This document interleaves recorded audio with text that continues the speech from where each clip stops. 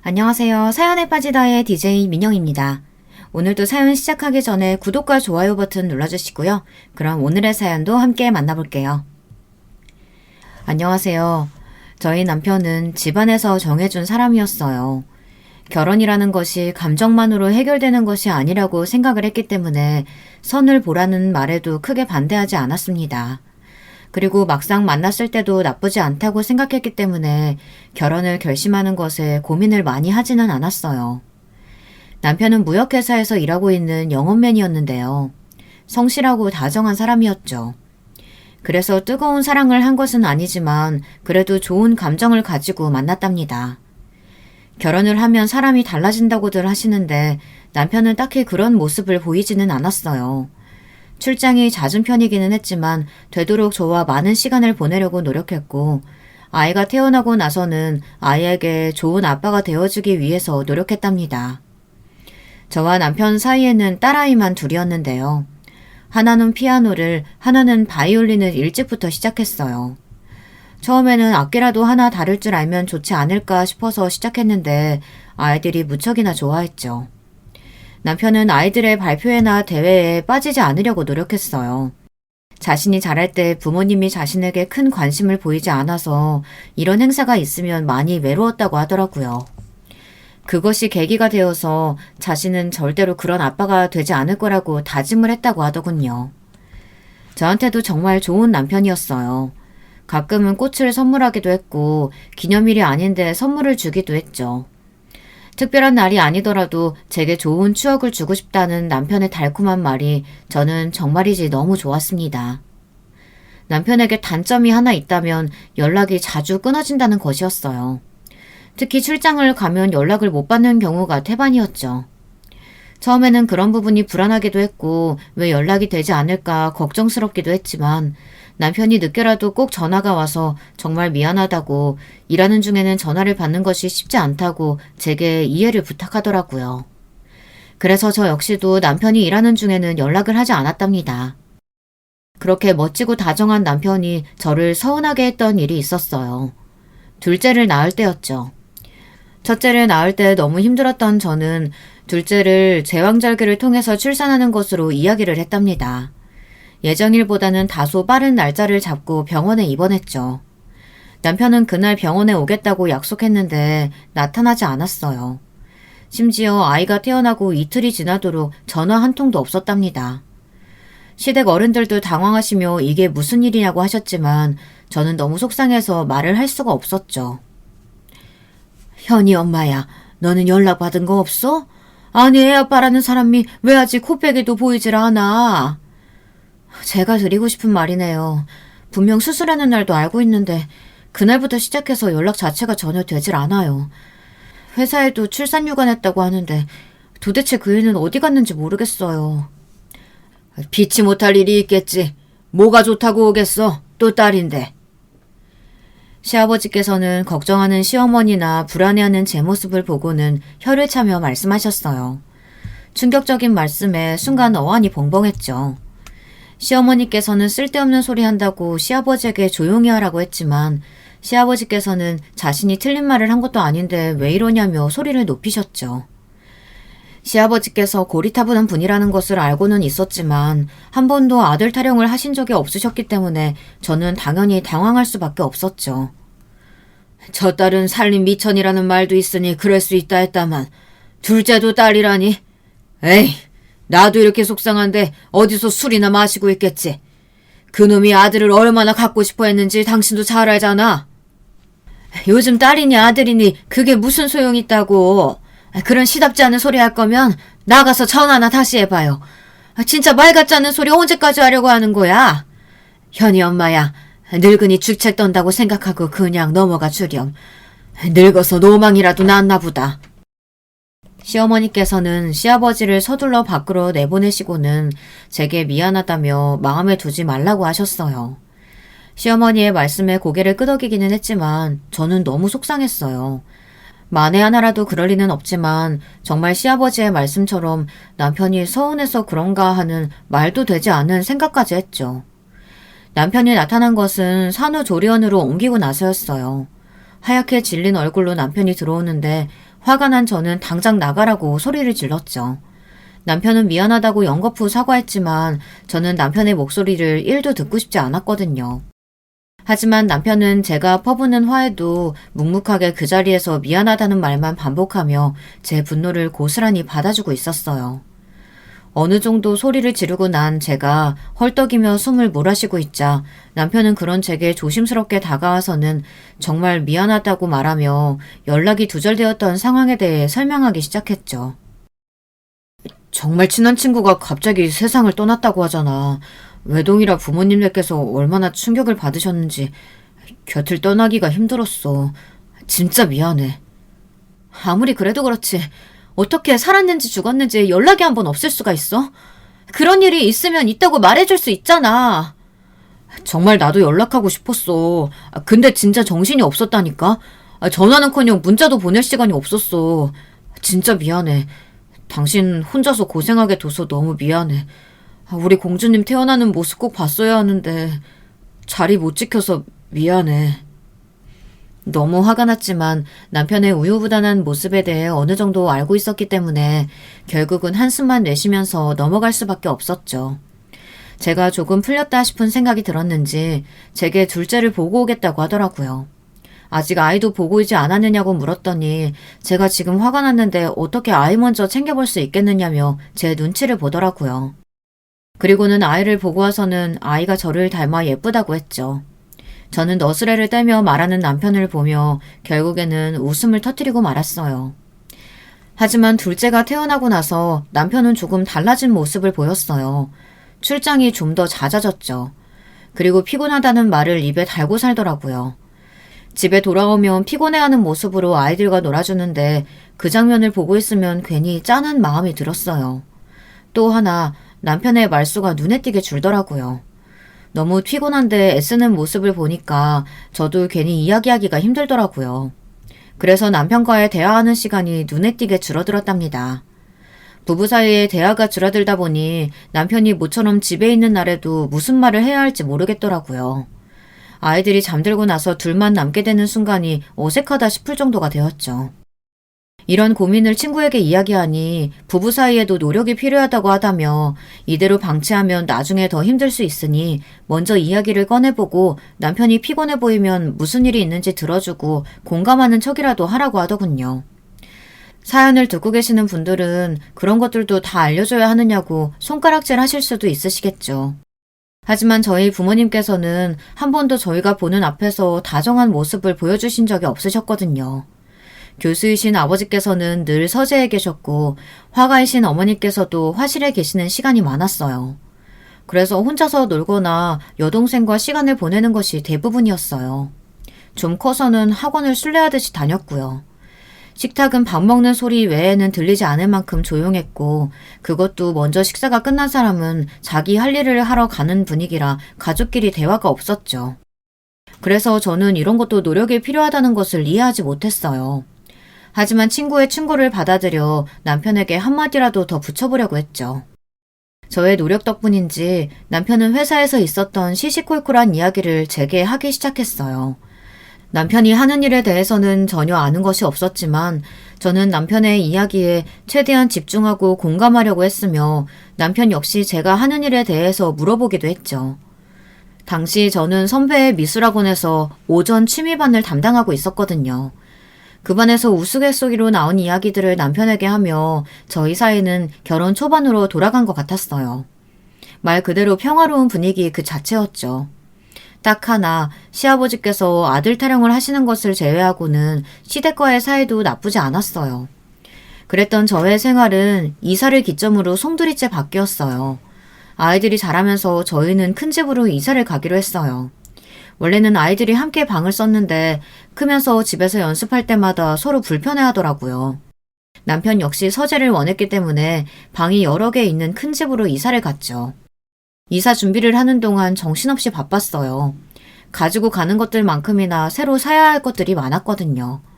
이것저것 많이 집에 두는 편은 아닌데도 정신이 없더라고요. 거기다 남편의 출장까지 겹치는 바람에 이사는 거진 혼자 하는 것이나 다름없었어요. 여보 미안해. 이번 주도 좀 늦게 마칠 것 같아. 멀리는 아니고 지방이라 오래 걸리지는 않을 텐데 자꾸 집을 비우네. 미안해. 일 때문이라는데 어쩔 수 없지. 지방 어디로 가는데? 춘천. 금방 일 마치고 올게. 이사 준비 당신 혼자서만 하는 것 같아서 면목이 없네. 알고 있어서 다행이네. 그것도 몰라주면 속상했을 텐데. 남편은 매번 자리를 비우는 것을 미안해하며 제 마음을 풀어주려고 노력했어요. 갑자기 안마를 해주겠다고 하며 어깨를 주물러주지 않나, 평일에 월차를 썼다고 하며 하루 동안 제가 할 일을 자신이 다 맡아서 하겠다고 큰 소리를 치기도 했죠. 그런 남편의 다정함에 저는 힘들어도 힘들다는 내색을 하지 못했어요. 이사를 마치고 아이들도 남편도 새 집을 무척이나 좋아했어요. 아이들은 앞으로 연습할 때 신경 쓰일 일이 없다며 좋아했고, 남편은 서재를 가져보는 것이 자신의 로망이나 다름없었다고 하면서 무척이나 행복한 얼굴을 했습니다. 저는 가족들의 그런 얼굴을 보며 이런 것이 행복이구나 싶었어요. 그런데 이사를 하고 얼마 안 있어서 남편이 장기 출장을 가게 생겼다고 하면서 한 달 정도 집에 올 수 없다고 하더군요. 그동안 출장이라고 해봤자 3일을 넘긴 적이 없었는데 갑자기 한 달이나 자리를 비운다고 하니 기분이 좀 이상하더라고요. 남편은 이번 출장만 끝나면 앞으로 집을 비우는 일이 없을 거라며 자신있게 말했습니다. 승진을 하느냐고 했더니 미묘한 웃음을 보이더라고요. 출장을 다녀온 남편은 평소와는 많이 다른 모습이었어요. 꼭 누군가에게 쫓기는 얼굴을 하고 있었죠. 출장을 다녀온 사람의 얼굴은 아니라는 생각이 들었어요. 남편은 집에 들어오자마자 잠든 아이들을 한 번씩 꽉 껴안아주고는 제게 다녀와서는 잘 다녀왔다는 말과 함께 저를 으스러질 정도로 꼭 안아주더라고요. 이게 무슨 일인가 싶어 당황한 저는 남편에게 출장 가서 무슨 일이라도 있었느냐고 물었어요. 남편은 아무 일도 없었다고 하면서 앞으로는 줄곧 아이들과 제 곁에 있어주겠다고 말을 속삭였죠. 그렇게 몇 달이 시간이 흘렀을까요? 거짓말처럼 남편은 더 이상 출장을 가지 않았어요. 주말은 늘 가족들과 보냈고 아이들이 원하는 캠핑도 다녀왔죠. 원래도 가정적이라는 생각은 했지만 이 정도는 아니었거든요. 아이들은 잔소리 많은 엄마보다 아빠가 100배, 1000배 좋다고 하며 저만 쏙 빼고 자기들끼리 데이트를 다녀올 정도로 아빠를 따르기 시작했어요. 저는 진짜 성씨끼리 그래 편먹고 잘해봐라 하면서 토라진 척을 했고, 그럼 아이들도 남편이고 뻔히 보이는 연기에도 괜히 제 마음을 풀어주려고 했어요. 새 집에서의 행복했던 기억은 딱 거기까지였습니다. 하루는 제 또래의 여자분이 저희 집을 찾아오셨더라고요. 윗집으로 이사를 오는데 한동안 인테리어로 좀 시끄러울 것 같다고 하면서 미리 사과를 하고 싶다고 찾아왔죠. 요즘 이런 일로 주변에 인사를 하는 경우가 잘 없잖아요. 저 역시도 처음 겪는 일이라 당황스러웠지만 과자 세트를 가져와서 미안하다고 하는데 그냥 보내기에는 예의가 아닌 것 같더라고요. 그래서 집으로 돌아오라고 권했죠. 차를 준비하는 동안 이런저런 이야기를 나눴어요. 일주일 정도 걸린다고 해요. 많이 고칠 건 아니고 그냥 몇 군데 손볼 예정이라서요. 되도록 낮에 작업 부탁드렸는데 그래도 시끄러울 수 있을 것 같아서 미리 말씀드리려고 인사 다니는 중이에요. 요즘 이런 일로 인사 다니시는 분들 거의 없어서 솔직히 좀 놀라기는 했어요. 안 그래도 이웃집에 인사드리러 갔더니 할머니께서 이상한 눈으로 보시더라고요. 뭐하러 번거롭게 인사 다니냐고 하시던걸요? 저는 아파트에서 유명한 할머니의 얼굴을 떠올리고 웃으며 말했죠. 츤데레 타입의 할머니라 잔소리도 많고 뭘 해드려도 호통이 먼저지만 그래도 사람들 잘 챙겨주고 아이들이 인사하면 꼭 말 한마디라도 좋게 말해주시는 분이라고, 어려운 분이 아니라는 말을 전했어요. 윗집 여자는 전혀 그렇게 안 보이던데 앞으로 잘 지내야겠다고 하더군요. 이사는 언제 오세요? 혼자 준비하다 보니까 생각보다 시간이 많이 걸려서요. 그래도 신학기 시작할 때는 맞추려고요. 인테리어 끝나는 대로 들어올 생각이에요. 이사 준비를 혼자 하세요? 보통 힘든 일이 아니던데. 저도 남편이 늘 일로 바빠서 혼자 이사 준비하고 가구 보러 다니고 장난이 아니었거든요. 정신이 하나도 없을 정도였어요. 저랑 상황이 비슷하시네요. 저희 남편도 집에 자주 오질 못해서 모든 걸 저 혼자 준비해야 하거든요. 거실 가족 사진 보니까 딸만 둘이신데 애들이 다 엄마 닮아서 그런지 예쁘네요. 이야기를 나누던 윗집 여자는 가족 사진을 가리키며 참 행복해 보인다고 말했어요. 뭔가 씁쓸함이 느껴지는 말투라 의아하긴 했지만 저는 괜한 착각이겠거니 하면서 웃어넘겼죠. 윗집 여자는 아이들에 관해 이것저것 물어보더라고요. 자기도 아들이 하나 있는데 학교를 이 근처로 올 것 같다고 하면서요. 나이를 물어보니 우리 둘째보다 한 학년 위더라고요. 저는 지금 다니는 학교가 가깝기도 하고 학생 수도 많은 편이 아니라 좋다고 했어요. 여느 엄마들이 그렇듯 아이들 이야기가 시작되니 이야기가 분수처럼 터지더라고요. 학원은 어디가 좋은지, 이 동네 분위기는 어떤지 이런 이야기를 나누다 보니 시간이 금방 흘러갔죠. 남편 차가 들어왔다는 소리가 들리자 윗집 여자는 이만 자신도 가봐야겠다고 했어요. 처음 만난 사이임에도 불구하고 시간 가는 줄 모르고 이야기를 나눈 것이 신기할 정도라고 하며 윗집 여자를 배웅하고 얼마 안 있어 남편이 돌아왔죠. 저는 방금 윗집으로 이사 오는 집에 엄마가 인사를 하러 왔는데 못 만나느냐고 물었어요. 남편은 아무도 마주치지 못했다고 하며 요즘 누가 인사를 오냐고 이상해했죠. 나도 의외다 싶었는데 이야기 나눠보니까 엄청 대화가 잘 통하더라고.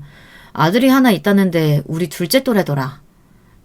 또 교육열 불타는 당신 신나게 이야기했겠는데 엄마들은 모이면 다 그런 이야기뿐이라며? 나 정도면 심한 것도 아니야 여보. 우리 애들이야 자기들이 하고 싶어 해서 시키는 거고 선행이라고 해봤자 딱 1년만 시키잖아. 다른 집들에 비하면 아무것도 아니거든. 그리고 윗집 엄마도 관심 많은지 학원 괜찮은 곳은 어디냐, 학교 분위기 어느 정도냐 이렇게 물어보던데? 오늘 처음 봤다면서 무슨 그런 얘기까지 했대. 당신 낯도 가리면서 용하네? 그러니까 이상하지. 근데 마치 오래 본 사람 같았다니까?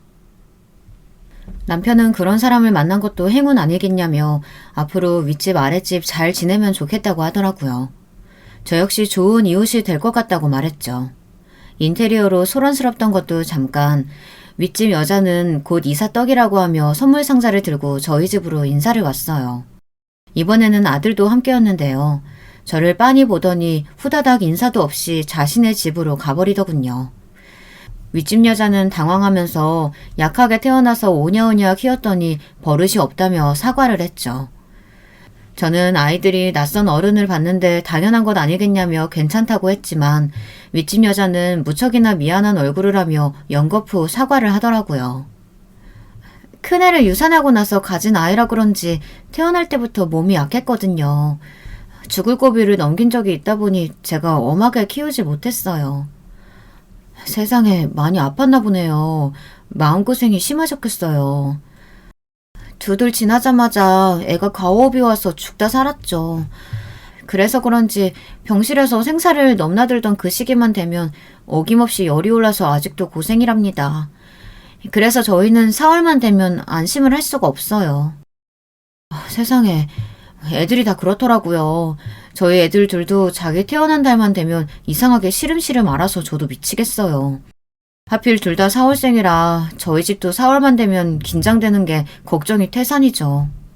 거기다가 애 아빠는 뭐가 그렇게 바쁜지 코빼기도 보이질 않다가 애가 숨 넘어간다고 하자 그제야 와서는 진짜 그때 일만 생각하면 아직도 제가 아이한테 미안하고 아이 아빠는 원망스럽고 그래요. 어쩜 아빠가 돼선 그럴 수가 있대요. 애가 아프다는데 일을 우선으로 두다니 진짜 너무했다. 윗집 여자는 자신의 편을 드는 저를 물끄러미 바라보았어요. 저는 얼굴에 뭐가 묻었느냐고 물었지만 윗집 여자는 자신을 이해해줘서 고마워 그런다고 말하며 얼버무렸죠. 그리고 앞으로 잘 부탁한다고 하면서 애가 학원 갈 시간이라 챙겨줘야겠다고 하며 자리에서 일어났죠. 저는 앞으로 잘 지내보자고 말했고요. 이때까지만 하더라도 저는 윗집과 정말 좋은 사이로 지낼 수 있을 거라고 생각했어요. 하지만 일주일 뒤 저는 그 생각이 얼마나 큰 착각이었는지 깨닫기 시작했죠. 아들 있는 집과 딸 있는 집은 다르다고 하더라도 초등학교를 다닐 정도면 그래도 어느 정도 잘한 것이나 다름없는데 밤만 되면 발을 쿵쿵 구르는 소리가 들리더라고요. 아이들은 윗집이 너무 시끄러운 것 같다고 투덜거렸죠. 무슨 춤을 추는 것도 아니고 쉬지 않고 발 구르는 소리가 들린다면서 신고를 해야 할 정도라고 말했어요. 처음에는 저도 남자아이인데 좀 참아보자 싶었는데 점점 그 강도가 심해지다 보니 더 이상은 그냥 모른 척 넘어갈 수가 없겠더라고요. 그렇다고 쪼르르 윗집으로 달려가는 것도 아니다 싶었죠. 층간소음으로 칼부림도 난다는데 괜히 가서 언성 높이며 따져들고 싶지는 않았거든요. 그래서 저는 우선 관리실에 이야기를 했어요. 주의를 주겠다고 말씀해 주시더라고요. 하지만 달라지는 것은 없었습니다. 특히 저희 집 둘째가 귀가 예민한 편이라 자기 전에 귀마개까지 하고 잘 정도인데 하루는 귀마개를 해도 소리가 울려 잠을 잘 수가 없다고 짜증을 내더라고요. 저는 관리실에서 주의를 주실 것이라고 아이를 달랬지만 아이도 더 이상은 참을 수 없다고 가서 따지겠다고 하더라고요. 요즘 초등학생들이 얼마나 무섭습니까? 특히 저희 둘째는 애늙은이 같아서 한번 따지기 시작하면 엄마인 저도 이기기 힘들 정도였거든요. 저는 어른들에게 맡기라고 겨우 달랬습니다. 이번에는 윗집으로 직접 찾아갔어요. 그래도 몇 번 대화를 나눠봤으니 말이 전혀 통하지 않을 대상이라고는 생각하지 않았거든요. 하지만 집에 아무도 없는지 나오는 사람이 없더라고요. 저는 메모지에 조금만 조심해달라는 말을 남겨두고 집으로 내려와야 했답니다. 그래도 그나마 다행이었던 것은 메모가 붙은 다음부터는 소음이 많이 줄었더라고요. 역시 대화가 안 통하는 집은 아니었다고 하며 안심하고 있었죠. 하지만 윗집과의 문제는 그것이 끝이 아니었어요. 하루는 가족끼리 집에서 고기를 구워 먹었는데요. 집에 냄새가 남는 것을 좋아하지 않다 보니 저희는 일반적인 불판보다는 냄새를 잡아주는 기능이 있는 그런 불판을 이용했답니다. 그렇게라도 최대한 냄새나 기름기가 남지 않게 해서 먹고 있었죠. 그런데 얼마 뒤 관리실에서 전화가 오더라고요. 고기 굽는 냄새가 역하다고 민원이 들어와서요. 네? 그게 무슨 소리세요? 지금 삼겹살 구워 먹는다고 민원이 들어왔다는 그 말씀이세요? 네, 냄새가 지독하다고 항의 전화가 오네요. 환풍기는 돌리고 계시는 거죠? 기가 찬 저는 환풍기는 물론 불판 자체도 냄새를 잡아주는 것으로 사용하고 있다고 말씀드렸어요. 문을 열어둔 것도 아닌데 그게 무슨 말씀인지 모르겠다고 했더니 곤란함이 역력한 말투로 아무래도 윗집으로 오신 분이 냄새에 예민하신 것 같다고 한숨을 내시더라고요. 순간 윗집이라는 말에 제가 너무 당황스러워 윗집에서 항의가 들어간 것이냐고 물었습니다. 제 말에 관리실 직원은 말실수를 했다는 듯 그런 것은 아니라고 했습니다. 하지만 이미 저는 확신이 들었죠. 지금까지 한 번도 이런 소리를 들어본 적이 없었거든요. 남편도 어처구니 없다는 표정을 짓더라고요. 아니 우리가 무슨 문을 다 열어두고 발코니에서 고기를 구웠던 것도 아니고 환풍기 다 돌리고 했는데 무슨 말도 안 되는 트집이래. 윗집 좀 이상한 거 아니야? 저번 층간소음 문제도 있고 말이야. 이런 말 사람으로는 안 보였는데 남편이 좀 예민한가? 그래도 고기 굽는다고 항의를 했다니 그건 좀 너무한 것 같은데. 너무하지. 이건 그냥 억지야. 진짜 뭐하는 가족들인지. 내가 가서 이야기를 좀 해볼게. 윗집 엄마하고는 괜찮았다며. 아니야. 괜히 당신 가서 일 키우지 말고 내가 내일 이야기 해볼게. 당장이라도 윗집으로 가서 따져 묻겠다는 남편을 말린 저는 다음날 이야기를 좀 나눠보려고 윗집으로 올라갔어요. 다행히 이번에는 집에 있더라고요. 윗집 여자는 아직 집이 좀 어수선해서 손님을 맞을 수 없다고 하더니 밖에서 이야기를 하자고 하더라고요. 저 역시 집 밖이 낫겠다 싶어 단지 입구에 카페로 갔죠.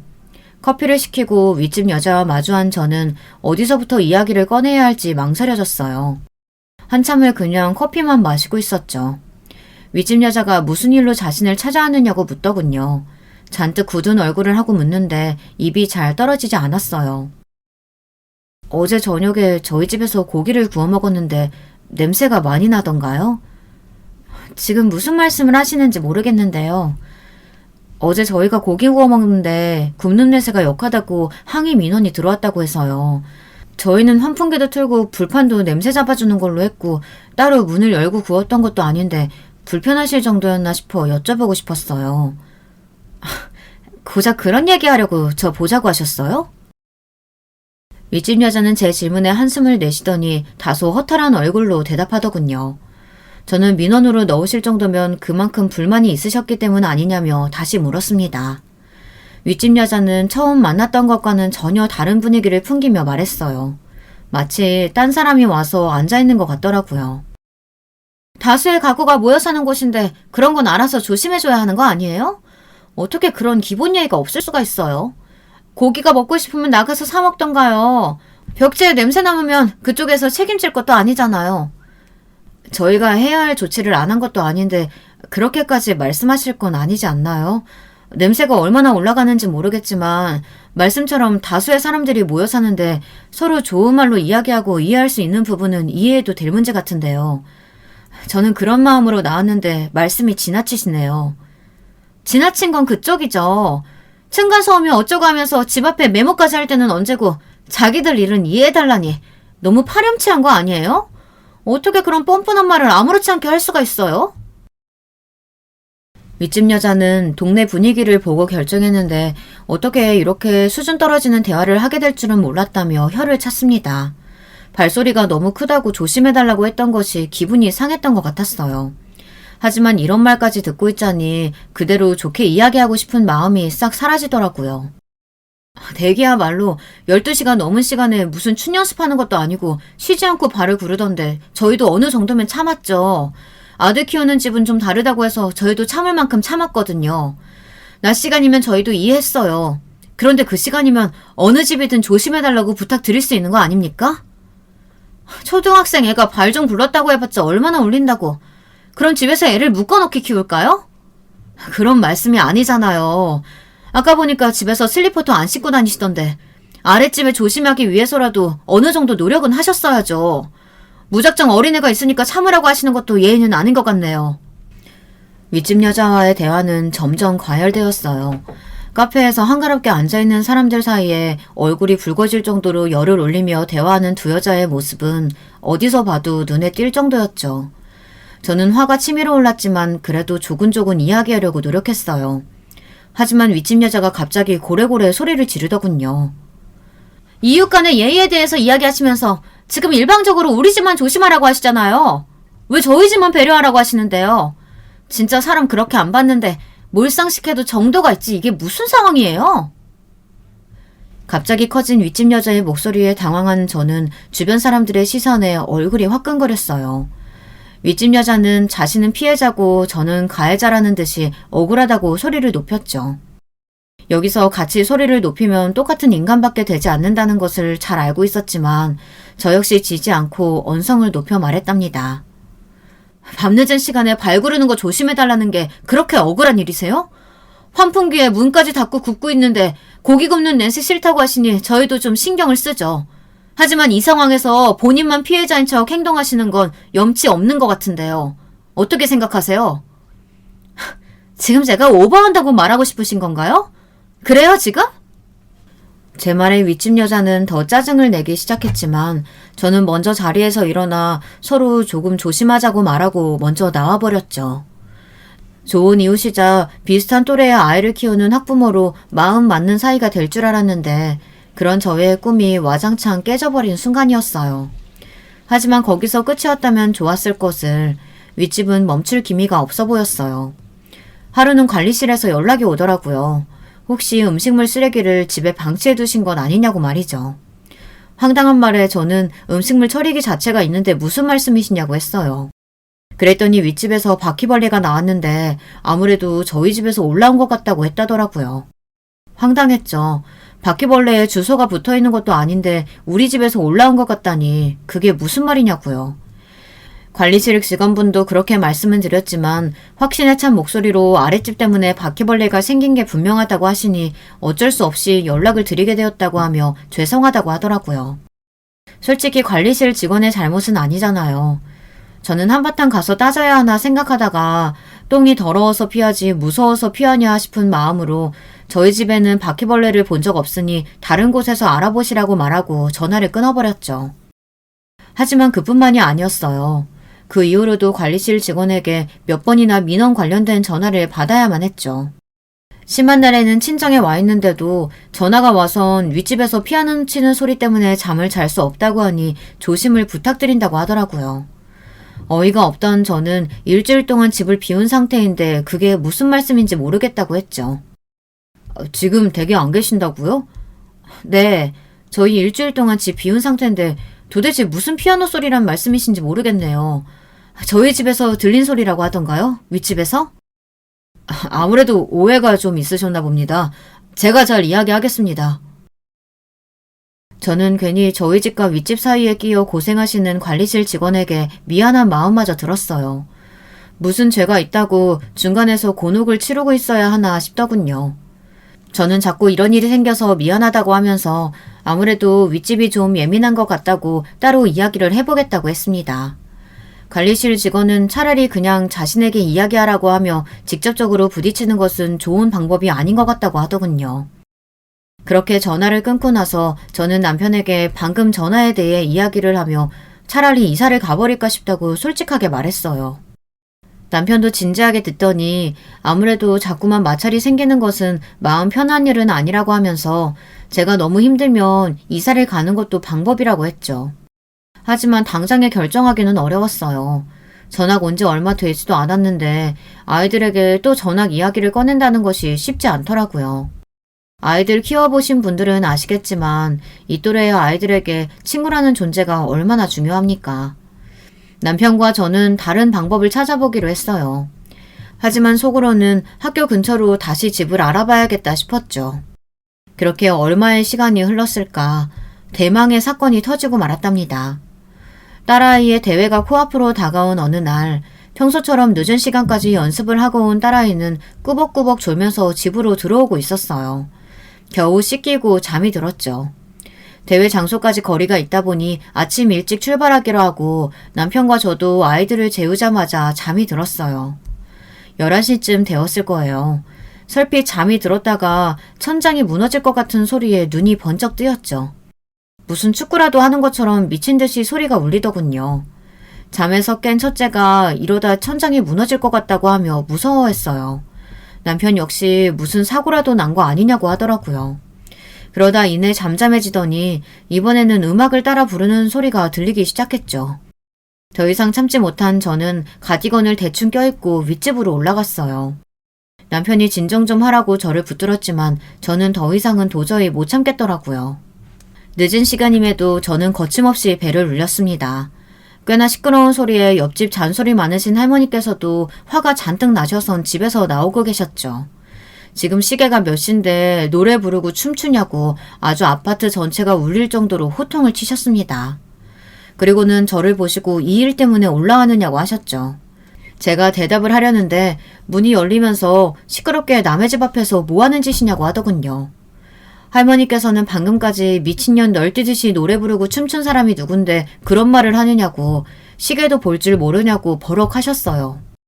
윗집 여자는 저 외에 할머니까지 오셨을 거라고는 상상하지도 못했는지 말을 하며 말을 더듬거리더군요. 할머니께서는 일이 일찍 끝나서 그냥 집에 왔다고 하시면서 정상적으로 생각을 좀 하고 행동하라고 하시더니 다시 집 안으로 쏙 들어가 버리셨죠. 할머니 덕분에 어느 정도 진정이 된 저는 차분하게 말했어요. 할머니께서 제가 하고 싶은 말은 다 한 것 같은데 제발 시계는 좀 보셨으면 좋겠어요. 아까는 무슨 축구 경기하는 것처럼 우당탕탕 뛰던데 이제는 춤에 노래까지. 진짜 너무하시네요. 서로 조심할 건 조심하자고 이야기했는데 이렇게까지 하시는 건 곤란하죠. 저는 주의를 부탁하고 몸을 돌려 집으로 가려고 했어요. 그때였죠. 남자아이가 나오더니 저를 보며 소리를 지르더군요. 그것도 충격적인 내용으로 말이죠. 저는 너무 놀라 그 자리에 얼어붙고 말았어요. 아이는 그런 저를 보고 악을 쓰며 외쳤죠. 저는 겨우 몸을 틀어 남자아이를 바라보았어요. 너 방금 뭐라고 했니? 아줌마가 우리 아빠 빼앗아간 나쁜 사람이냐고 물었어요. 아줌마 맞죠?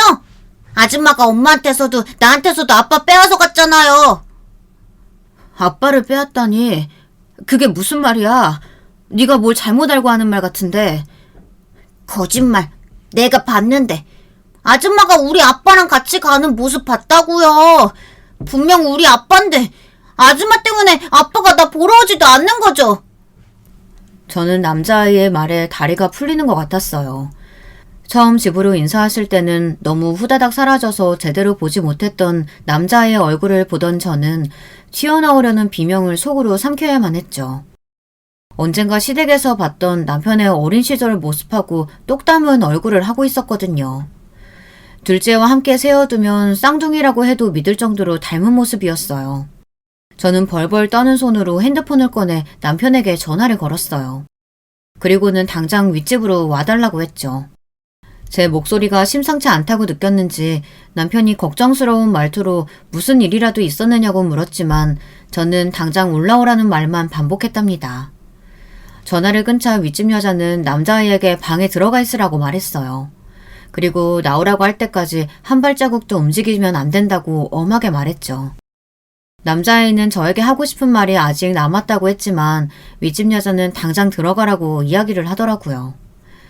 아이가 들어가는 것과 동시에 남편이 놀란 얼굴을 하고는 무슨 일로 전화를 했냐고 하며 다가왔어요. 남편이 다가올수록 심장이 벌렁거렸죠. 윗집 여자는 의미심장한 미소를 지으며 저를 바라보고 있었고요.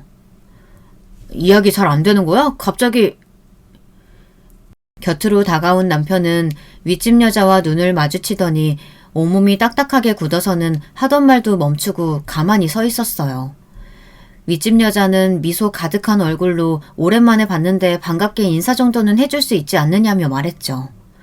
남편은 떨리는 목소리로 여기를 어떻게 알고 왔느냐는 말을 하더니 저보고는 나중에 이야기를 할 테니 먼저 내려가 있으라고 하더군요. 윗집 여자는 이렇게까지 된 마당에 언제까지 숨길 수 있을 것 같느냐고 하더니 손바닥으로 하늘을 가리는 것도 이제는 끝이라는 알 수 없는 말을 했어요. 미쳤어? 여기가 어디라고? 내가 분명히 말했잖아. 쓰레기인 줄은 알고 만났지만 진짜 최악 중에 최악이다 너란 인간. 내 인생에서 가장 아름다워야 할 순간을 그렇게 시궁창에 쳐넣은 인간이 넌데 네가 헤어지자고 하면 그렇게 하겠습니다 하고 물러날 줄 알았니? 너 진짜 나를 무슨 호구로 봤구나. 돈도 충분히 줬잖아. 네가 돈만 주면 헤어진다며. 뒷말 없이 하겠다고 했으면서 이제 와서 무슨 소리야? 남편이 버럭하며 소리를 지르고는 제 팔을 당기며 내려가자고 했어요. 저는 그런 남편의 팔을 뿌리치고는 무슨 사정인지 정확하게 알아야겠다고 말했죠. 남편은 자신이 따로 이야기해 줄 테니 그만 가자고 했지만 저는 남편의 말은 조금도 듣고 싶지 않았어요. 오히려 남편의 손이 닿을 때마다 소름이 돋는 것이 끔찍하다는 생각마저 들었죠. 윗집 여자는 제게 남편이 얼마나 비열하고 찌질한 인간인지 알고 싶으면 들어오라고 하더군요.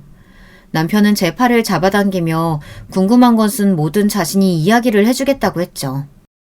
하지만 저는 그런 남편의 팔을 떼어내며 지금부터 한마디라도 더 하는 날에는 시댁이든 친정이든 전화를 걸어 양가 어른들 모셔두고 이야기를 시작하겠다고 했어요. 남편은 절박한 얼굴로 저를 불렀지만 저는 남편을 밀치며 윗집으로 들어갔고 윗집 여자는 그대로 현관문을 닫았죠. 주방에 마주 앉은 제게 윗집 여자는 청심환이라도 하나 먹고 들어야 하지 않겠느냐고 말했어요. 고양이 쥐 생각해주는 말 하지 마시고 정확하게 말씀하세요. 남편이랑 무슨 관계였는지. 미리 이야기를 해두자면 내가 먼저였어요. 저 쓰레기 같은 인간이랑 살림 차린 것도 아이 가졌던 것도 다 내가 먼저였거든요. 그 새끼 집에서 반대만 안 했어도 우리는 결혼해서 잘 살았을 거예요. 결혼한 지 10년도 넘었어요. 그럼 당신들이 10년이 넘게 따로 만나왔다는 말이에요? 중간에 헤어지기도 했죠. 결혼한다고 하면서 헤어지자고 했을 때 그때 끊어냈어야 했는데 내가 미련이 남아 결국 다시 만나 지금까지 살았네요. 그런데 두 번째 만났을 때 그 새끼가 나한테 뭐라고 약속했는지 알아요? 당신이랑 이혼하고 나랑 같이 살겠다고 조금만 기다려달라고 했다고요. 이혼이요? 우리가 이혼을 한다고 했다고? 윗집 여자의 이야기에 저는 정신을 차릴 수가 없었어요. 솔직히 남편과 서먹했던 시간이 있긴 했지만 이혼을 입에 올릴 정도는 아니라고 생각했거든요. 그런데 이혼할 때까지 기다려달라고 했다니 이제 제 마음속에는 남편에 대한 원망조차 남지 않을 정도가 되어버렸죠. 윗집 여자는 아랑곳하지 않고 술술 이야기를 하더군요. 그 말을 철석같이 믿은 내가 등신이지. 당신이랑 이혼하는데 시간이 걸린다고 하면서 이리저리 핑계만 대더니 결국 올해 초에 갑자기 헤어지자고 하더라고요. 앞으로 당신과 딸아이에게 집중하겠다고 하면서요. 내 아들은? 이혼하겠다는 말 하나만 믿고 지금까지 기다린 나는 뭐가 되는데요. 그러면서 위자료라고 돈 던져주고는 연락까지 끊어버리고. 여기로 이사 온 것도 다 목적이 있어서였군요. 우리 집에 찾아와 인사했던 것도 저한테 살갑게 다가왔던 것도 다 목적이 있었던 거였어. 당연하죠. 나와 아들 버리고 간 그 인간 그 인간 지키고 싶은 가정이 얼마나 대단한가 싶어서 찾아왔어요. 아주 끔찍할 정도로 행복하게 사는 당신들 보면서 내 마음이 얼마나 지옥이었는지 알아? 나는 그렇게 힘든데 하하호호 아주 행복해 죽겠다는 얼굴로 다니는 당신 보면서 내가 얼마나 죽고 싶었는지 상상이나 되냐고. 결혼한 남자인 줄 알면서 만난 사람은 그쪽이죠. 이혼한다는 달콤한 말에 속아서 자식 낳고 시간 낭비한 것도 당신이고요. 누가 그렇게 하라고 했어요? 당신이 선택한 삶이면서 누구 탓을 하는 건데요? 이 모든 상황의 원인이 제게 있다고 외치는 윗집 여자를 보며 토끼가 올라왔어요. 금방이라도 화장실로 달려가 속에 있는 것들을 다 개어내고 싶은 심정이었죠. 윗집 여자는 악다구니를 하는 저를 보며 고개를 끄덕였죠. 제 말처럼 모든 것은 다 자신이 스스로 자초한 일이 맞으며 그 때문에 자신의 아들에게 너무도 많은 상처를 줬다고 중얼거렸어요. 저와 윗집 여자 사이에 침묵이 흘렀어요. 저는 여기서 더 충격받을 일이 뭐가 있을까 싶었지만 여기가 끝이 아니더군요. 비틀거리며 일어나는 저를 붙든 윗집 여자는 아직 이야기가 남아있으니 마저 듣고 가라고 했어요. 저는 여기서 더 이상 할 얘기가 뭐가 있느냐고 했지만 윗집 여자는 고집스럽게 저를 당겨 앉혔어요. 잠수탄 그 인간이 도저히 용서가 안 돼서 그 인간 부모를 만나러 간 적이 있었거든요. 가서 내가 그 인간 아들 낳았다. 이혼하고 나랑 결혼한다고 해서 지금까지 기다렸는데 위자료라고 돈만 던져주고 사라졌다. 당장 그 인간 데려와라 하고 말이죠. 지금 시부모님들을 만났다는 말이에요? 자기 발로 찾아가서? 그래요. 그런데 그 인간 아버지란 사람이 나한테 뭐라고 했는지 알아요? 아들만 내놓고 썩 꺼지라고 소리를 지르더라고요. 자기네 핏줄인 아들은 자기 며느리가 잘 키워줄 테니까 받은 돈으로 새 출발하라고. 저는 윗집 여자의 말에 피가 거꾸로 치솟는 기분이었어요. 아무리 아들이 있어야 한다고 노래를 부르셨더라도 이 상황에서 그런 말이라니.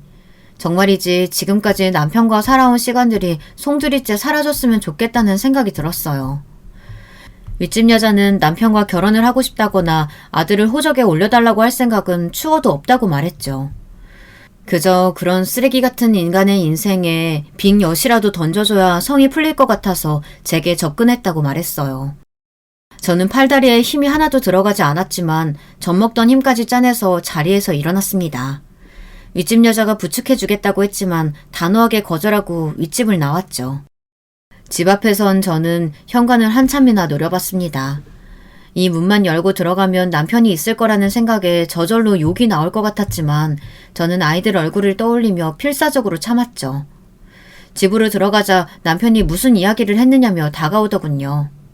저는 아이들 깨우지 말고 조용히 닥치라고 말하고는 안방으로 들어가 아이들과 제 물건을 챙기기 시작했어요.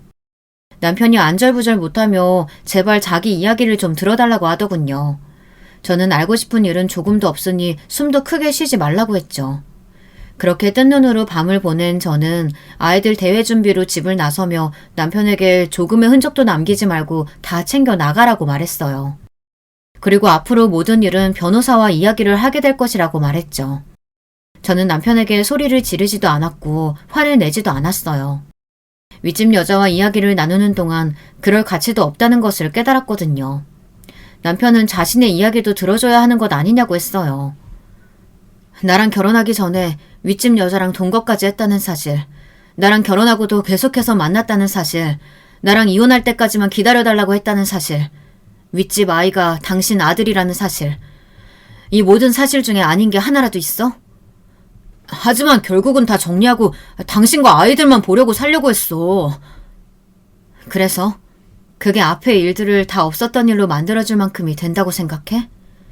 더러운 새끼. 앞으로 내 딸들 얼굴 볼 생각도 하지 마. 당신이랑 이렇게 말 섞고 있다는 사실만으로도 오장육부가 다 입 밖으로 튀어나올 정도로 역겨우니까. 남편은 제 말에 충격을 받은 얼굴을 했지만 더 이상 저를 붙들지는 못했습니다. 아이들 대회를 마치고 저는 집이 아닌 친정으로 향했어요. 그리고 가족들에게 남편 일을 숨김없이 말했습니다. 평소 큰소리 한번 내지 않으시던 아버지께서는 당장 남편을 데려오라고 하시며 절대 용서하지 않겠다고 하셨어요. 그런 모습은 처음이라 저도 많이 놀랐습니다. 저는 남편과 모든 것을 정리하겠다고 말하고는 필요하면 소송도 할 생각이라고 말했어요. 남편과의 이혼 소송은 참으로 길었습니다. 남편은 이혼하지 않겠다고 버티고 있었고 시댁 어른들은 그렇게 이혼하고 싶으면 아이들은 두고 가라고 하셨죠. 길고 긴 싸움 끝에 결국에는 양육권만 가지는 것으로 이혼이 성립되었어요. 남편은 마지막까지 비겁했어요. 자신은 윗집 여자를 버리고 가정을 지키려고 했다고 말했죠. 여러분들 생각은 어떠신가요? 제가 남편의 이 말에 이혼 대신 가정을 지켰어야 했을까요? 여러분, 두 번째 사연 시작하기 전에 좋아요, 구독 꾹 눌러주실 거죠? 그럼 두 번째 사연 바로 시작합니다. 곤란한 고부관계 때문에 힘드셨다던 여성 사연자분의 얘기가 준비되어 있는데요. 어떤 인생을 살아오셨으며 또 어떤 고부관계에서의 문제를 겪으셨는지 제가 지금 바로 여러분께 소개해 드릴게요. 저희 아빠께서는 제가 6살 되던 해에 돌아가셨어요. 교통사고를 당하셨는데 직후에는 상태가 그렇게 나쁘지 않으셨다가 심각한 후유증이 나타나서 갑자기 돌아가신 것으로 그렇게 들어서 알고 있습니다. 그리고 저희 엄마께서는 제가 7살일 때 저를 친할머니 댁에 맡기고 떠나셨어요. 참고로 친할아버지는 제가 태어나고 얼마 안 돼서 돌아가신 분이기 때문에 제가 직접적으로 얼굴을 뵌 적은 없답니다. 아빠의 형제로는 고모 2분이 계셨는데요. 제가 친할머니 댁에 맡겨졌을 당시 큰 고모께서는 시집을 가신 상태였고 작은 고모께서는 다니시던 직장의 기숙사에 주로 기거하시면서 가끔 친할머니 댁에 들르시며 지내고 계셨죠. 저는 엄마께서 저를 잠깐만 친할머니께 맡기신 줄로만 알았어요. 할머니 말씀 잘 듣고 사고 안 치고 얌전하게 지내야 돼. 알았지? 착하게 있으면 엄마가 다시 데리러 올 테니까 100밤만 기다리면 된다고 엄마가 말했었지? 100밤만 자고 나면 엄마께서 다시 저를 데리러 오실 줄로만 믿었어요. 그러나 100밤을 모두 새고 나서도 엄마께서는 오시지 않았고 전 작은 고모의 손을 잡은 채로 초등학교에 입학했습니다. 초등학교에 들어가고 나서 얼마 뒤에 반 친구랑 싸웠었거든요. 자세히 기억은 안 나는데 아마 그 친구가 부모님 얘기를 들먹여서 제가 화를 냈었던 걸 거예요. 반 친구랑 치고받고 싸운 저는 서러워서 엄마를 보고 싶다며 이틀 밤낮을 떼를 썼었죠. 그런 저를 달래시며 할머니께서는 무척 속상해 하셨었고요. 그 주말에 집으로 오신 작은 고모께서는 떼를 쓰며 엄마를 찾는 저에게 화를 내셨어요. 너 바보 아니야? 너희 엄마가 널 왜 데리러 오겠어? 너 버림받은 거야. 너희 엄만 진작에 널 여기에 두고 도망친 거라고. 자기만 잘 살고 싶어서. 네가 있으면 자기 인생에 걸림돌이니까 널 여기에 치우고 가버린 거지. 넌 그런 줄도 모르고 아직도 엄마 타령을 하고 있었니? 저는 극심한 충격으로 차마 울지도 못하고 작은 고모의 말씀을 부정하지도 못한 채 가만히 있었지요. 친할머니께서는 작은 고모가 너무 섣부르고 어리석었다면서 혼을 내셨고요. 이건 좀 나중의 일인데 그때 일을 두고 작은 고모께서는 저한테 사과를 하셨어요. 어린 조카한테 그렇게 대놓고 막말을 한 걸 후회한다고 말이죠. 제가 상처받은 걸 보고 많이 반성도 하셨다고 했어요. 전 사실 작은 고모의 그 발언에 반신반의했었답니다. 엄마께서 저를 안 찾으러 오시는 걸 보면 그 발언이 진짠 것 같은데 설마 절 버리고 엄마께서 정말로 떠나셨을까 하는 의문이 남아서 그 발언을 아주 믿을 수도 없었던 것이죠. 내심 작은 고모께서 저에게 거짓말을 하신 것이길 바라기도 했었고요. 하지만 작은 고모께서 하신 말씀은 슬프게도 진실로 밝혀졌었죠. 제가 9살 때였어요. 집으로 누가 찾아왔었는데 바로 제 외할머니셨습니다. 제가 살고 있는 친할머니 댁으로 찾아오셔서는 돈 봉투를 내미셨어요. 그러면서 외할머니께서는 친할머니를 향해 고개를 숙이셨었죠. 면목이 없습니다. 이 돈은 부디 애 키우는 것에 보태서 사용해 주세요. 큰 돈은 아닙니다. 형편이 되는 대로 넣었고 여하간에 정말로 죄송하게 됐습니다. 면목이 없고 죄송하다는 건 알긴 아나 보죠? 이 돈 가지고 그냥 꺼지시오. 천하의 그 나쁜 년, 지 자식 버리고 지만 살겠다고 도망간 년. 난 그런 년 따위는 내 손녀 음이라고 생각도 안 하렵니다. 욕심 많은 그년 분명히 천벌 받을 겁니다. 천벌, 예, 천벌받을 짓은 하긴 했지요. 하지만 저처럼 딸이 있으니까 아시잖아요. 제 딸을 감싸고 비호할 수밖에 없는 제 심정을 정녕 모른다 하실 수 있으신가요? 어린 나이에 시집가서 애 낳고 살다가 힘들게 낳았던 둘째 아기는 심장 멈춰서 금세 세상 떠나고 신랑은 교통사고로 잃고 전 제 딸이 너무 불쌍해서 미칠 것 같아요. 제 손녀도 중요하지만요. 전 제 딸이 더 중요합니다. 이제 새 출발해서 잘 살게 된 제 딸 인생 전 끝까지 응원해 줄 거예요. 천벌을 받아도 제가 받고 돌을 맞아도 제가 맞습니다. 제가 다 그 업보를 지고 갈 테니 부디 제 딸 향한 깊은 노여움만은 거둬주세요. 외할머니의 절절한 말씀은 그 당시보다는 제가 나이를 한 해 한 해 더 먹어갈수록 이해할 수 있게 됐어요. 절 두고 새 출발을 하신 엄마를 비난할 수 있는 자격을 가진 사람이 세상에 딱 한 명 있다면 그건 바로 제가 되겠지만 별로 그러고 싶지 않았습니다. 그날 외할머니께서는 떠나시기 전에 제 어깨를 잡으시며 이렇게 마지막 말씀을 남기셨어요. 앞으로 너 이제 네 엄마 찾지 마라. 네 엄마 위해서 그렇게 해. 알아들었니? 제발 내 부탁이다. 간절한 외할머니의 눈빛을 보면서 어렸던 저는 무의식적으로 고개를 끄덕거렸죠. 그 이후로 저는 제가 완벽히 버림받았다는 걸 깨닫게 됐던 거예요. 그 전까진 전 제가 부모 없는 아이인 줄 모르고 살았어요. 그런 식으로 생각 자체를 안 해봤었거든요. 그런데 제가 부모 없는 아이였더군요. 학교에서 친구들이 부모 없으면 고아새끼다라고 떠들고 다녔었는데 거기에 제가 해당된다는 생각을 하니까 마음이 아팠습니다. 그 이듬해에 작은 고모가 시집을 가셨습니다. 신혼살림 차려서 사는 데가 그리 멀지 않다면서 자주 올 거라 하셨었지만 별로 안 지켜졌었고요. 친할머니 댁이 있는 시골 동네는 심심하긴 했어도 벗삼아 놀 자연은 광활했기에 전 작은 고모를 자주 못 뵙게 됐어도 결핍은 느끼지 못했었네요. 친할머니께서는 시장에 음료를 파셨어요. 가끔 이웃분들의 농사일을 거들어서 푼돈을 벌기도 했지만 시장에서 음료 파는 일이 생업이셨죠. 전 주말이면 친할머니 따라서 음료를 팔기도 하며 시간을 보냈습니다. 친할머니께서는 늘 저한테 미안하다고 하셨어요. 그렇게 말씀하실 때마다 전 되려 친할머니께 죄송한 마음이 들었죠. 전 친할머니를 따라 누비게 된 시장에서 많은 것들을 보고 배웠던 것 같아요. 시장의 상인분들이 서로서로 팔아주는 게 신기했었네요. 하루 종일 산나물을 팔아서 손에 몇천 원을 주셨던 어느 할머니께서는 저희 친할머니께로 와서 꼭 커피 한 잔씩 팔아주셨어요. 힘들게 번 돈, 아깝게 번 돈인데도 꼬박 써주셨죠.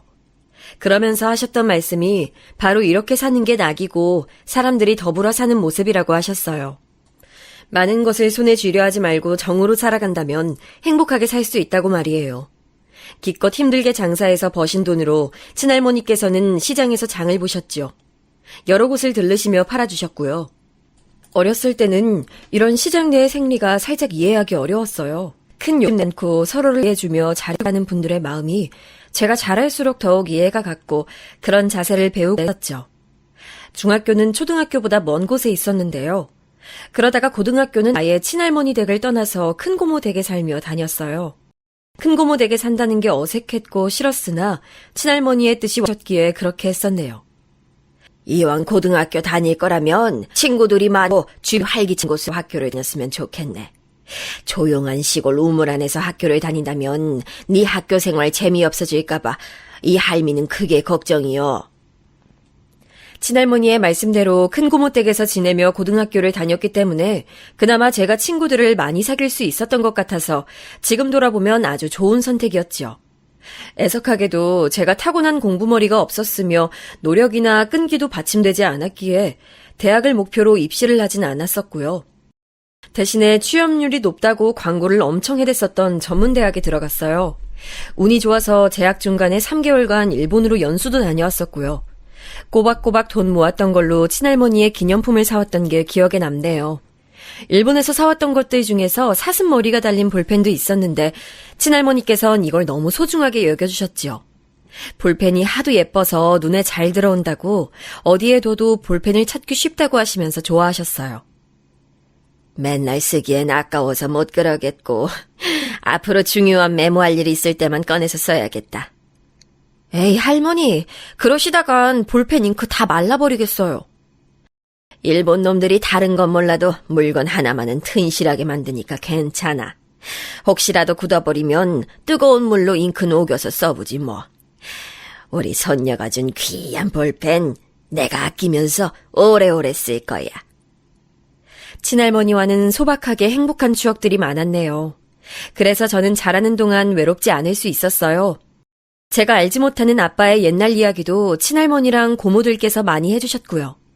솔직히 엄마가 보고 싶긴 했었어요. 마지막 모습이 자꾸만 아른거렸죠.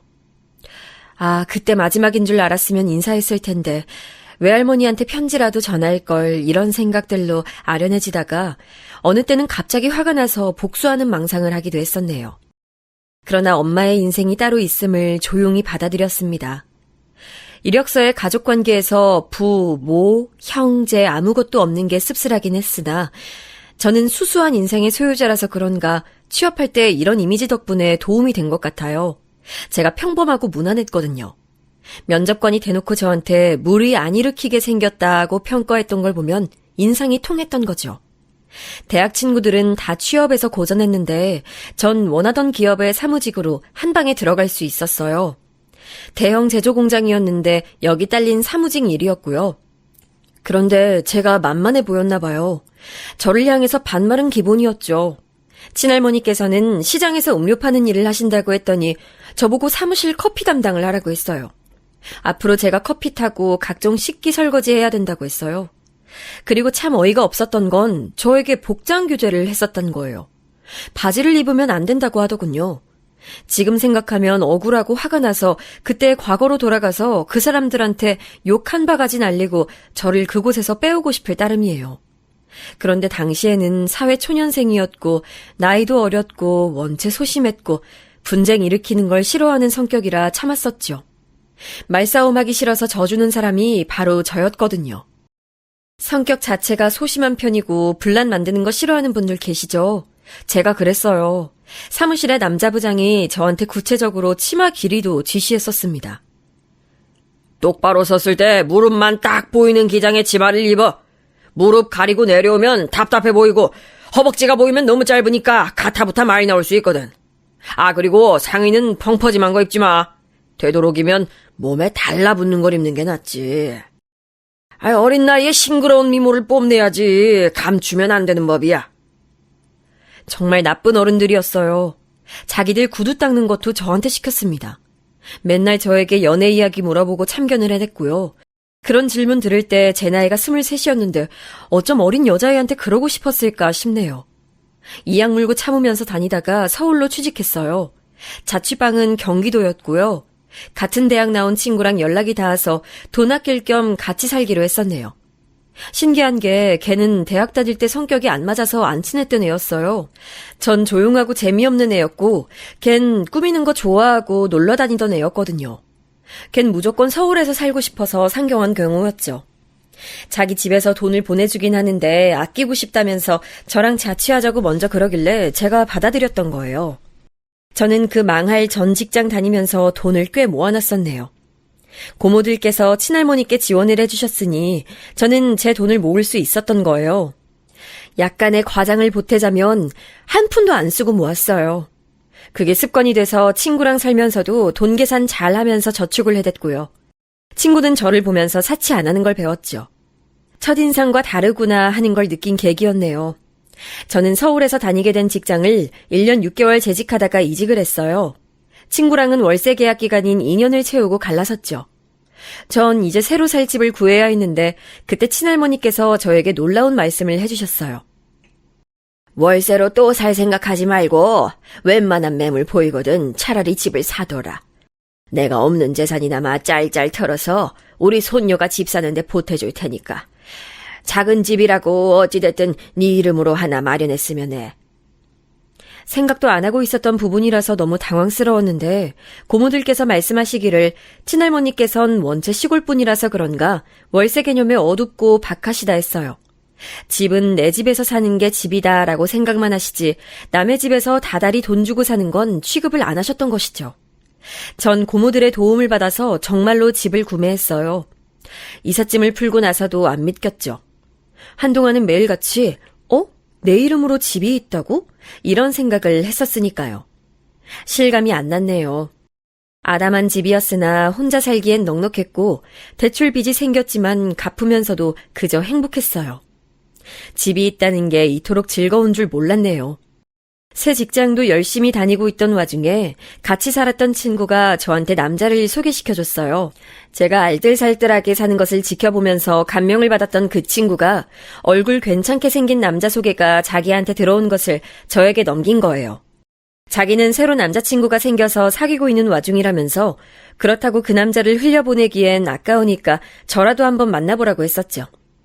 사람 인연이란 이렇게 스치고 꼬이고 엇나가고 그러는 것인가 봅니다.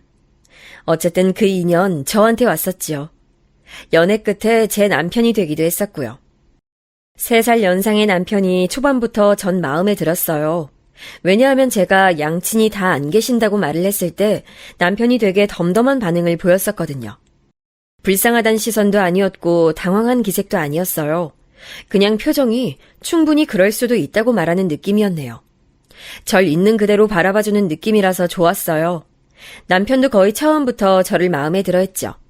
제가 절약하고 사는 게 워낙 습관이라 물건 하나를 사도 값을 다 비교하면서 사고 채소는 마트에서 절대 안 사고 첨가물 가게에서 저렴하게 구입하고 이렇게 살았는데 남편은 그런 저를 흥미롭게 여겼던 거라고 하더군요. 저를 알면 알수록 신기하다고 했었어요. 전 다이소 애용자예요. 똑같은 용량의 과자도 대형마트에서 1,300원 하는데 다이소에선 1,000원 하거든요. 다이소는 500원 단위로 값이 떨어지기 때문에 300원으로 가격이 안 끝나요. 1,500원을 받을 수는 없으니까 1,000원 받는 거랄까요? 저는 이 사실을 알아서 다이소를 애용해봤는데요. 남편은 제 덕분에 새로운 사실들을 알게 됐다며 재밌어했고 저랑 결혼하면 알뜰살뜰하게 살 것 같다 그랬어요. 사치와 낭비가 심한 명품 좋아하는 여자들하고 넌 다른 것 같아. 사은품으로 받은 에코백을 활용하고 다니는 널 보면서 많은 걸 느꼈고 내 스스로를 돌아보기도 했어. 너랑 결혼한 남자는 행운을 잡는 거야. 이왕이면 나는 내가 그 행운을 잡았으면 좋겠는데. 남편이 처음 결혼 이야기를 꺼냈을 때 저희는 다이소 매장 앞에 횡단보도에서 초록불을 기다리고 있던 와중이었죠. 전 거창하게 살아온 적이 없었기 때문에 그런 순간들이 구질구질하다고 생각조차 안 해봤어요. 그냥 그 진심이 느껴져서 좋았을 뿐이었죠. 시간이 더 지나서 전 남편하고 결혼하게 됐어요. 네 집에서 신혼생활 생각하고 대출빚 남은 건 내가 갚는 걸로 하자. 그리고 네 집 나랑 공동명의로 돌리는 거야. 괜찮은 생각이지? 남편이 너무 아무렇지도 않게 말을 꺼내서 하마터면 홀라당 넘어갈 뻔했는데 고모들이 기를 쓰고 반대해서 공동명의로 안 했었어요. 고모들께서는 대출빚을 싹 다 갚고 나서 공동명의를 하든지 말든지 하라고 처음부터 공동명의를 하고 결혼하는 건 절대 안 된다고 못을 박으셨습니다. 제 집은 고모들께서 도와주신 덕에 마련할 수 있었던 것이기 때문에 전 고모들의 의견을 따르기로 했었고요. 시아버지께서는 제가 고아라는 것에 난감해하셨어요. 조모의 품에서 자라오고 일찍이 사회생활 시작해서 돈 벌어온 게 기특하고 짠하기도 하지. 근데 왜 하필 결혼 상대로 점 찍은 게 우리 아들인가 싶기도 하고 심경이 복잡하구나. 아주 솔직하게 말씀을 해주셨었네요. 저라는 사람 자체로 보자면 열심히 살아온 대견한 존재지만 막상 당신의 아들 짝인 며느리로 들이자니 속이 상하신 거였죠. 남편한테는 형이 있었어요. 둘이 나이 차이가 좀 나는 편이었죠. 6살 차이니까요. 아주버님께서는 결혼하신 상태였고요. 애가 둘이었답니다. 또한 대릴사위라고 볼 수 있는 분이셨어요. 왜냐하면 형님 집이 좀 사는 편이라고 그랬거든요. 재산도 있는 데다가 교육자 집안이라서 특유의 가풍이 있다나 뭐라나 하던데요. 남편이 한번 저한테 귀띔을 해준 바로는 형님네 집안에서 시어머니를 별로 안 좋아한다고 하였습니다. 지금은 그게 너무나 잘 이해가 가는데요. 당시엔 그 소리를 듣고 나서 시어머니가 너무 가여웠어요. 그리고 저는 엄마로부터 버림받았던 사람이기 때문에 괜히 시어머니가 애틋하게 느껴졌던 것도 있었죠. 이렇게 됐으니 어쩔 수 없지. 그래, 둘의 결혼을 허락하마. 내가 앞으로 널 내 딸이라고 생각하면서 살 거야. 난 아들 녀석만 둘이라서 늘 딸을 가지고 싶었는데 생각해보니 아주 잘 됐네. 시어머니께서 그렇게 말씀해 주셨을 때 제가 얼마나 감동받았었는지 몰라요. 친할머니로부터 많은 사랑을 받았고 고모들이란 든든한 방패도 있었지만 제게 늘 엄마라는 존재의 결핍이 자리하고 있었어요. 아빠는 일찍이 돌아가신 분이라서 어쩔 수 없다고 쳐도 엄마는 저를 직접 저버리셨던 분이었기에 가슴에 은근한 서름이 계속 박혀 있었거든요. 그러니 제가 시어머니께 금방 마음을 열었던 것 같네요. 결혼식 비용부터 각종 혼수 등등 시댁에서 준비하고 부담을 했고 저희 집의 대출빚도 앞으로 남편이 갚는 걸로 했어요. 그 대신 결혼 생활을 제 집에서 시작했죠. 저는 친할머니께서 강력히 주장하시는 바람에 얼떨결에 마련했던 그 집 하나로 결혼을 할 수 있었던 셈이었네요. 시어머니께는 뭉쳐다니는 모임이 있는데요. 시어머니 포함 4명이 정예 멤버고 가끔 참여하는 2명까지 추가하면 총 인원은 6명입니다. 정예 멤버 중에서 시어머니 포함 3명은 서로가 어렸을 때부터 알아온 고향 친구들이에요. 나머지 정예 멤버 1명은 3명 중 1명의 육촌 관계고요. 서로가 고향 친구들인데다가 친척이기까지 그러니 끈끈했던 것이죠. 제가 시어머니의 인간관계를 어떻게 알게 됐냐고요? 시어머니께서 하도 그분들과 자주 어울려 다니시는 것도 모자라서 결혼한 지 1달 만에 저를 그분들에게 눈도장 찍게 만드셨기 때문이에요. 시댁이 오래된 빌라인데 분위기가 좀 삭막했습니다. 집은 넓은데 전체적인 색감이 어두운 편이었고 구조도 옛날 구조였죠. 그런데 제 집은 남향이라서 그런지 항상 밝았어요. 아담한 평수이긴 해도 구조가 원체 잘 빠져서 답답한 느낌이 없었고 무엇보다 세련된 분위기였죠. 시댁 돈으로 마련한 가전제품들 구경을 한다는 명목으로 시어머니께서 정예 멤버들을 이끌고 제 집, 그러니까 신혼집에 방문하셨어요. 어머어머, 밖에서 보는 것보다 내부가 더 예쁜 집이네. 이런 곳 카메라로 찍으면 더 넓게 나오는 거 알지? 알지. 요즘에 인기 많은 프로그램 집 보러 다니는 예능. 그런데 이런 집 나오면 알짜배기 매물 취급받을 거야. 구해줘, 홈즈. 나 그거 잘 보잖아. 아우, 이 정도 집이면 작아서 그렇지 신혼부부가 살기 나쁘지 않은 건데. 아우, 집 한 번 잘 샀네. 저렴할 때 잘 샀다. 투자하는 눈이 있나 봐. 정예 멤버들이 왁자지껄 떠들면서 저를 칭찬하셨는데 시어머니께서는 연신 어깨를 으쓱하셨어요. 콧대가 높아지신 게 보였죠. 전 제가 칭찬을 들어서 시어머니께서 뿌듯해하신 줄로만 생각을 했었는데 나중에 곰곰이 돌아보니까 그게 다 포석이었나 봐요. 저를 다들 인정하게 만들고 저를 대단한 며느리로 만든 후 그 위에 시어머니께서 군림하는 그림을 그리고자 하셨던 것이죠. 시어머니의 허세에 황당한 과시욕은 금세 나타났습니다. 울똑쟁이 며느리가 날 얼마나 우러러보는 줄 다들 알기나 해? 올 며느리는 내 발도 닦아준다? 우리 집은 그래서 정기적으로 세족식이 열린다니까? 시어머니의 말씀을 들으면서 전 속으로 세족식이 뭐지 했다가 발 닦는 의식이라는 걸 알았네요. 시어머니께서는 제가 자발적으로 대화를 갖고 와서 당신의 발을 닦여드리는 며느리라고 정예 멤버들에게 말씀하셨어요. 전 그런 적이 없었거든요. 그런데 반박할 새도 없이 정예 멤버들이 저를 초롱초롱한 눈으로 바라보면서 하나같이 세상에 어디서 이런 며느리를 구했대? 복 받았네, 복을 받았어. 똑 부러지는 며느리가 그렇게나 충성을 다한다니, 어우, 자기 다시 봤다. 자기 상당히 위험 있는 시어머니였구나. 그러게나 말이야. 맏며느린 부자인 대신에 싸가지가 더럽게 없더만 이번엔 참한 며느리로 새로 잘 들였네. 칭찬의 말씀을 해주시니까 저도 모르게 그냥 헤헤 웃고 말았어요. 형님과 비교해서 제가 우위라는 생각이 들어버렸고 그때는 그게 마냥 좋았던 거예요. 왜 그랬을까 모르겠네요. 제가 순하게 웃고만 있는 것에 자신감을 얻으셨는지 시어머니께서는 세족식은 물론이고 어깨 마사지를 자발적으로 제가 해드리고 있다면서 그런 거짓을 추가로 늘어놓으셨어요. 정예 멤버들은 다들 부럽다는 눈길로 시어머니를 쳐다봤고요. 전 시어머니의 눈치를 살펴가면서 더욱 급신거리고 예의 바른 며느리처럼 굴었고 그럴수록 시어머니의 입가에 걸린 미소가 진해졌죠. 정예 멤버들의 선망 어린 시선 또한 깊어졌고요. 네, 맞아요. 저는 첫 단추를 잘못 꿰던 거예요. 그 후로 시어머니께서는 점차 제 위에 군림해 가셨는데 그 강도가 서서히 높아지고 제 일상에 조금씩 스며들어서 저도 모르는 사이에 이미 저는 시어머니께서 행하시는 것들에 잠식되어 있었답니다. 정신을 차리고 보니까 몇 달 뒤에 저는 부랴부랴 퇴근하자마자 남편 저녁 밥상 차려놓고 그걸 카톡으로 사진 찍어서 시어머니께 보고드리는 일상을 보내고 있었더군요. 저녁 밥상 차린 걸 카톡으로 전송드리고 나서 시어머니께 응 잘했어 라는 답장을 받으면 그것으로 확인 끝이었어요.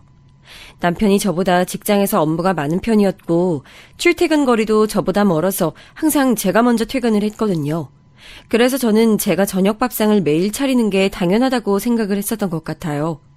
따지고 보면 저도 매일 출근하는 직장인이어서 당연히 퇴근 후에는 쉬고 싶은 마음이 컸는데 간단히 먹을 상을 차리는 것도 아니고 시어머니께 매일 보고를 드려야 하다 보니까 부담이 돼서 허투루 메뉴를 준비할 수도 없었네요.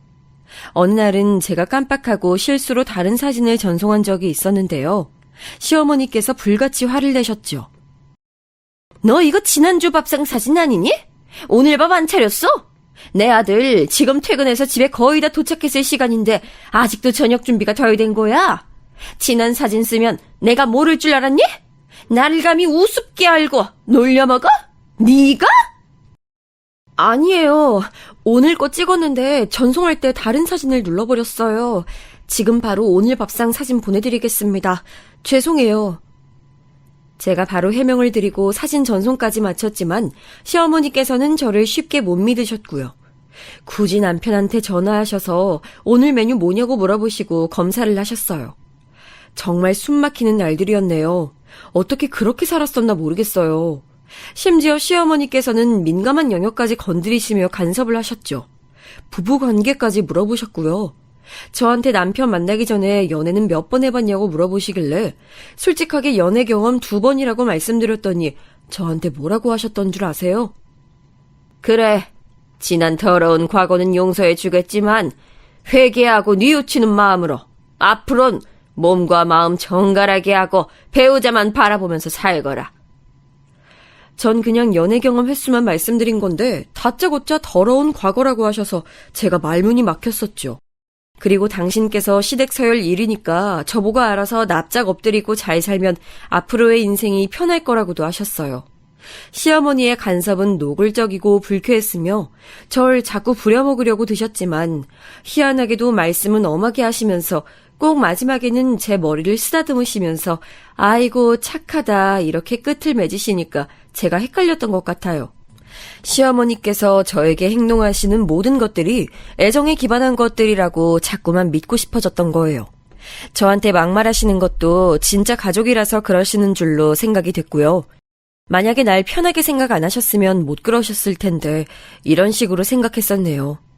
가끔은 네가 내 딸로 태어났으면 어렸을 때 예쁜 옷 많이 입혀봤을 거라고 그런 식으로 말씀을 하셔서 제가 소소하게 감동받았었고요. 그러고 보니까 시어머니께서는 저에게 옷에 좋다는 말씀을 참 많이 해주셨네요. 날씬해서 옷빨이 잘 받는 거니까 몸매 관리 잘하라고 당부하셨었죠. 어느 날은 저한테 밑도 끝도 없이 임신한 거냐고 물어보셨었는데요. 임신이요? 아니요, 아직 소식 없어요. 근데 그건 갑자기 왜 물어보세요, 어머니? 너 그거 확실해? 정말로 임신한 거 아니야? 네, 그럼요. 저 이번 달에 생리도 했는데요. 절대 임신은 아닌데 왜 그러시는 건지. 그럼 뱃속에 애가 들어선 것도 아닌데 이 뱃살들은 뭐니? 너 요즘에 살찐 거 본인은 못 느끼고 모르고 있었나 보지? 철저하게 관리해. 미관상 좋지도 않게 살쪄봤자 뭐 하등 쓸모가 있다고. 제가 확실히 부정해드렸더니 갑자기 손을 훅 뻗으셔서 제 옆구리를 꼬집으셨어요. 이렇게 살이 잡히는 게 말이 되냐면서 혀를 끌끌 차셨네요.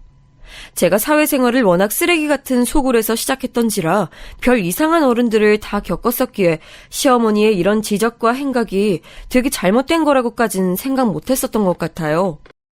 그런 면에서의 상황 판단력이 제가 남보다 둔했던 듯 싶네요. 제가 간식을 먹는데 취미 들여서 그렇다고 먹는 거 조절하겠다고 말씀드린 이후로 며칠이 지났을 때였는데요.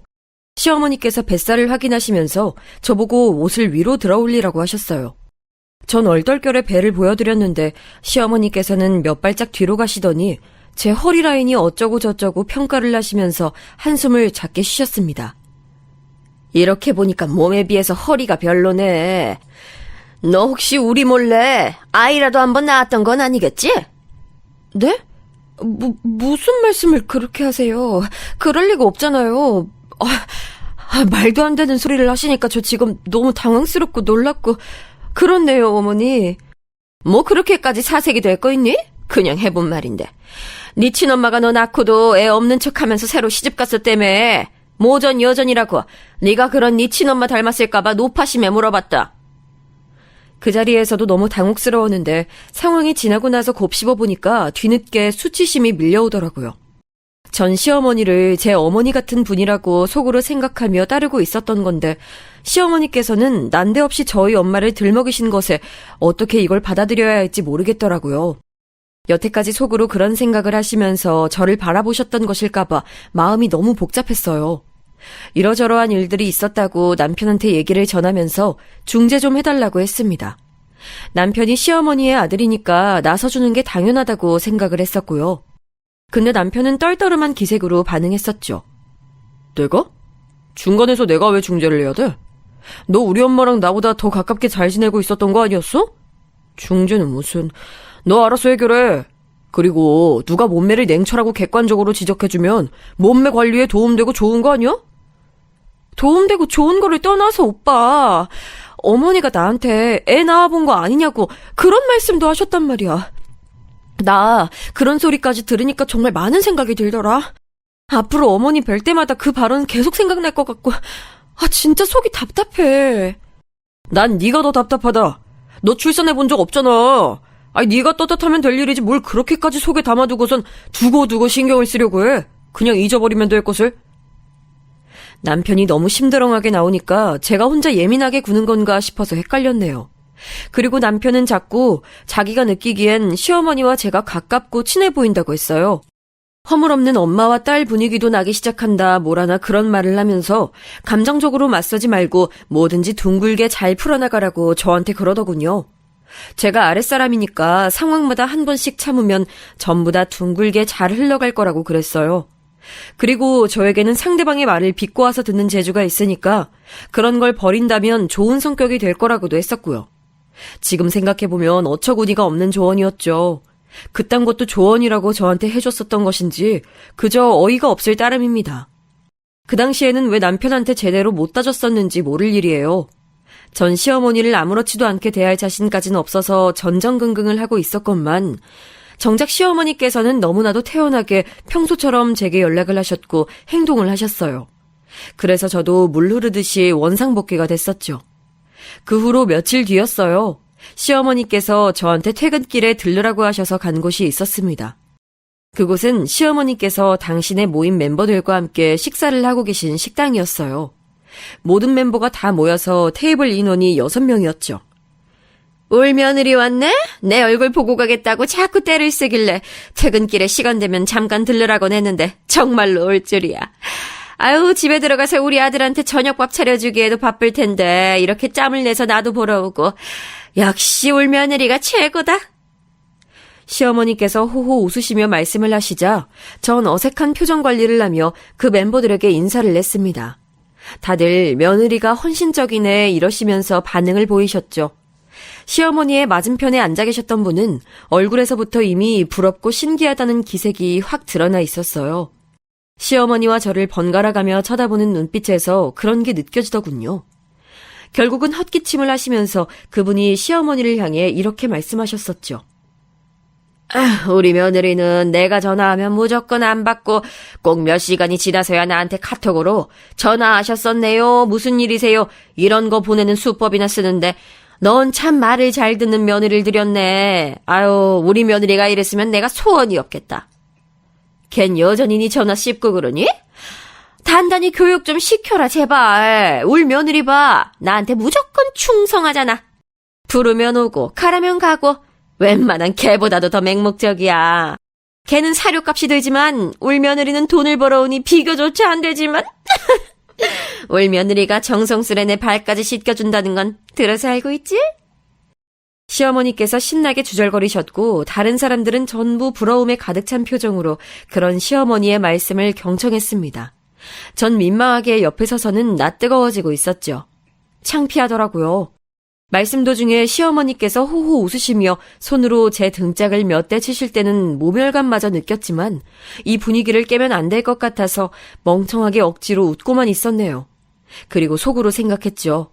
시어머니께서는 당신의 모임 멤버들 앞에서 며느리 꽉 잡고 사는 시어머니라는 걸 과시하는 걸 너무나도 좋아하시는 게 분명하다고요. 우리 아들은 말이야, 회사에서 능력 인정받아서 항상 바빠. 퇴근도 정시에 못한다니까. 우리 아들 찾는 사람이 그렇게 많다네? 그러니까 울 며느리가 매일 정성 들여서 저녁 밥상 딱 차려놓고 우리 아들 기다려주다 보더라고. 우리 아들이 하도 회사에서 일 많이 하고 고생하는 거 아니까. 우리 아들을 채간 게 엄청난 행운인 것을 우리 며느리가 본인이 가장 잘한다니까. 시어머니의 말씀에 쓴웃음이 나왔었죠. 결혼 전에는 그 행운이라는 말, 남편이 저를 향해서 썼던 표현이었거든요. 근데 이제는 입장이 반대가 돼서 시어머니께서 저의 급을 낮추는데 행운이라는 말이 사용되고 있다니 정말 기분이 묘했네요. 애써 참아 누르면서 자리를 떴던 그날이 지나고 전 시어머니께 말씀을 드렸어요.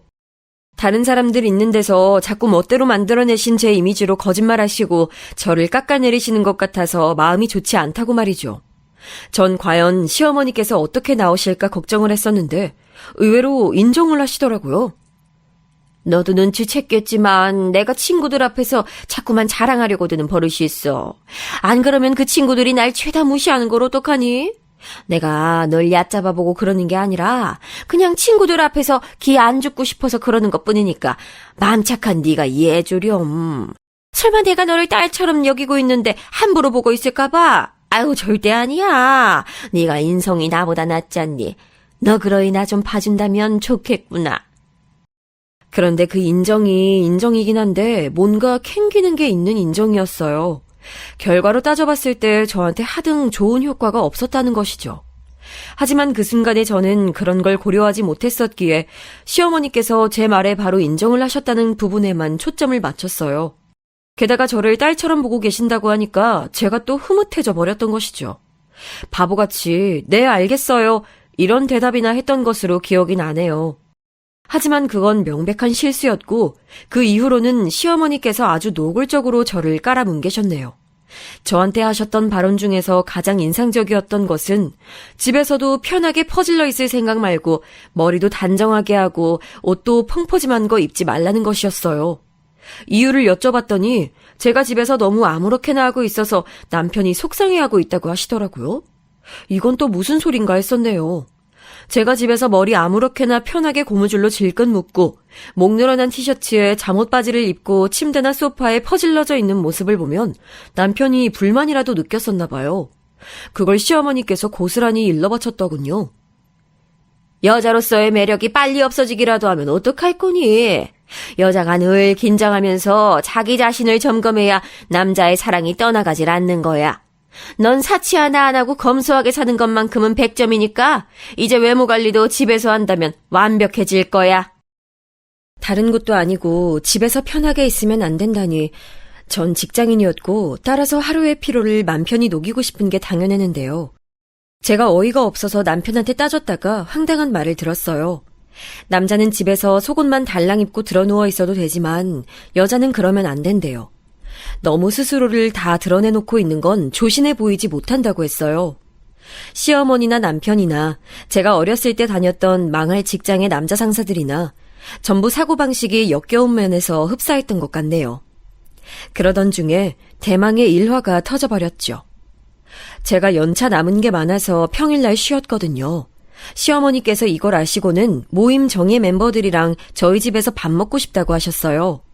며느리가 자기 집에 모셔서 밥 차려준다고 이미 그런 식으로 정예 멤버들한테 다 자랑을 해놨다면서 한 번만 부탁을 들어달라고 하셨습니다.